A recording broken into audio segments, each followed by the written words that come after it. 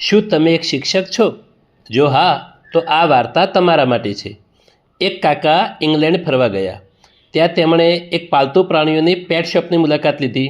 તેમણે જાત જાતના પશુ પક્ષીઓ જોયા અને તેમાંથી એક સુંદર બિલાડી પસંદ કરી. બિલાડીને લઈને તેઓ ભારત ઘરે પાછા આવ્યા. હવે તેઓ બિલાડી સાથે આનંદથી સમય પસાર કરવા લાગ્યા. તેઓ બિલાડીને નવડાવે, ખવડાવે અને રમાડે. એક દિવસ આ બિલાડી બીમાર પડી. કંઈ જ ખાય નહીં, પીવે નહીં કે રમે પણ નહીં, બસ પડી રહે. કાકાને ચિંતા થઈ એટલે પ્રાણીઓના ડૉક્ટરને ફોન કર્યો. ડૉક્ટર ઘરે આવ્યા અને બિલાડીની તપાસ કરી.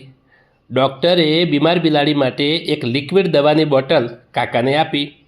જ્યારે દવા પીવડાવવાનો સમય થયો ત્યારે કાકાએ બિલાડીને દવા પીવડાવવાના પ્રયત્નો કર્યા, પણ બિલાડી દવા પીવે જ નહીં.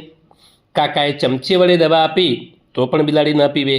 પછી કાકાએ ઇન્જેક્શનના નીડલથી પ્રયત્ન કર્યો પણ સફળતા ન મળી. પછી કાકાએ દૂધની બોટલમાં દવા લઈ પીવડાવવાની કોશિશ કરી, પણ બિલાડી કોઈ રીતે દવા પીવા તૈયાર જ ન હતી.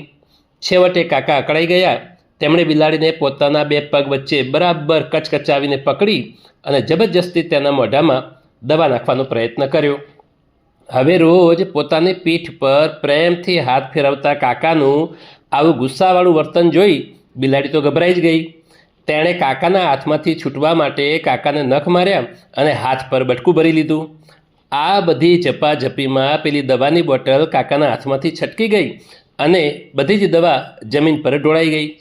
પેલી બિલાડી પણ છટકીને ઘરની બહાર ભાગી ગઈ. કાકા બિચારા નિરાશ થઈને ખુરશી પર બેસી ગયા.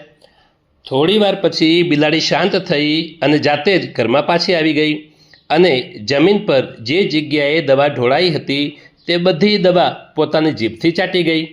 આ જોઈને કાકા તો ખુશ થઈ ગયા. આખરે બિલાડીએ દવા પી લીધી. તો જોયું મિત્રો, બિલાડીને દવા પીવી ન હતી એવું ન હતું, પણ બિલાડીને દવા પીવડાવવા માટે કાકાએ જે પદ્ધતિ અપનાવી હતી તે તેને માફક આવતી ન હતી. શું આપણા ક્લાસરૂમમાં પણ આવું જ નથી થતું?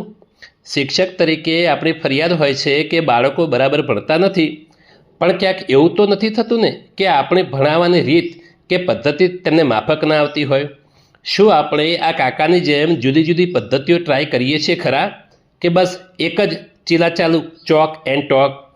પદ્ધતિ બદલીશું તો પરિણામ ચોક્કસ મળશે. ટ્રાય કરી જોજો. આભાર. આવજો.